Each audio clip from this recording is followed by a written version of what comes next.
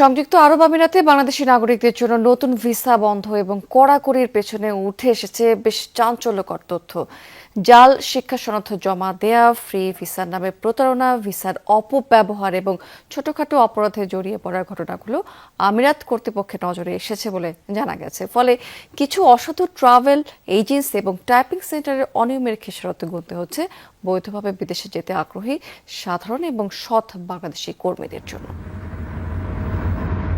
প্রতি বছর জীবিকার সন্ধানে সংযুক্ত আরব আমিরাতে পাড়ি জমান হাজারো বাংলাদেশি। তবে সাম্প্রতিক সময়ে সাধারণ বাংলাদেশিদের জন্য আমিরাতের ভিসা পাওয়া হয়ে উঠেছে অনিশ্চয়তার আরেক নাম।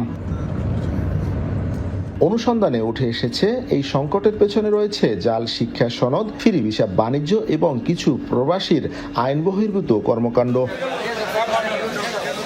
দক্ষ পেশাজীবী ক্যাটাগরির ভিসা পেতে বর্তমানে শিক্ষাগত যোগ্যতার সনদ জমা দেওয়া বাধ্যতামূলক করেছে আমিরাত। কিন্তু দেশটির সংশ্লিষ্ট কর্তৃপক্ষের তদন্তে দেখা গেছে বিপুল সংখ্যক বাংলাদেশিদের জমা দেওয়া সনদ ভুয়া বা জাল। অভিযোগ রয়েছে সামাজিক যোগাযোগ মাধ্যমে ছড়িয়ে পড়া বিভ্রান্তিকর ভিডিও এবং কিছু অসাধু ট্রাভেল এজেন্সি ও টাইপিং সেন্টারের প্ররোচনায় অনেকেই আশ্রয় নিচ্ছেন জাল সনদের। এমনকি শিক্ষাগত যোগ্যতা না থাকলেও কেউ কেউ প্রকৌশলী সহ বিভিন্ন পেশাজীবী ভিসা নেওয়ার চেষ্টা করছেন। ভিসার দালাল, ট্রাভেল এজেন্সি, যাদের কারণে আজকে হাজারো না লাখো প্রবাসীরা রাস্তা নেমে আছে, ইলিগেল হচ্ছে, ভিসা রিনিউ হচ্ছে না। তার অন্যতম কারণই কিন্তু এরা বিভিন্ন কাজের প্রলোভন দেখিয়ে ফ্রি ভিসার নামে যে ভিসাগুলো দিয়েছে, সেই ভিসাগুলো আলটিমেটলি লাইসেন্স এক্সপায়ার হওয়ার কারণে তাদের ভিসা নবায়ন হয় না, তাদের কোনো কাজের কোনো নিশ্চয়তা নেই, তাদেরকে এনে এখানে রাস্তায় ছেড়ে দিয়েছে।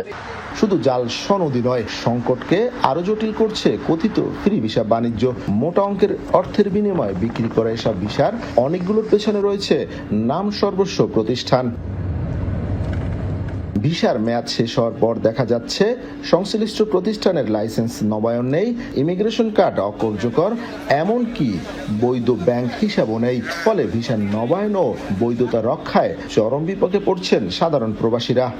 বাংলাদেশি রিক্সা ড্রাইভার ছিলেন, কিন্তু এখানে তিনি এসেছেন অক্সফোর্ড ইউনিভার্সিটির সার্টিফিকেট নিয়ে। এটি হাস্যকর বিষয় না, এটি বাস্তব, এবং কি আমরা এটা মিশনের কাছ থেকে এরকম তথ্য আমরা পেয়েছি। সরকারের কাছে অনুরোধ থাকবে যে আপনারা অবশ্যই ঊর্ধ্বতন যারা কর্মকর্তা আছেন, আপনারা এসে এই সরকারের সাথে কথা বলেন। আমাদের যে সমস্যাগুলো আছে এগুলো অবশ্যই তাদের সাথে কথা বলা উচিত।